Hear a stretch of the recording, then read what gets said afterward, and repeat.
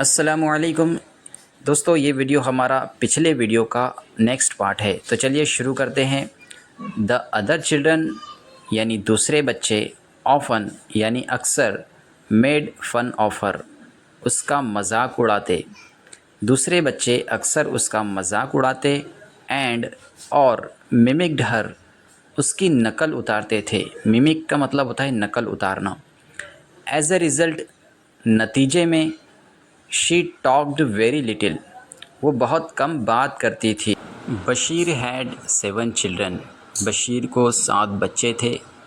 3 sons 3 लड़के। And यानी और 4 डाउटर्स और 4 लड़कियां थी। एंड और द यंगेस्ट ऑफ देम यानी उनमें सबसे छोटी, यंगेस्ट यानी सबसे छोटी, वाज भोली भोली थी यानी उनमें सबसे छोटी भोली थी। ये वीडियो हमारा यहीं पर ख़त्म होता है। मिलते हैं अगले वीडियो में अगले टॉपिक के साथ।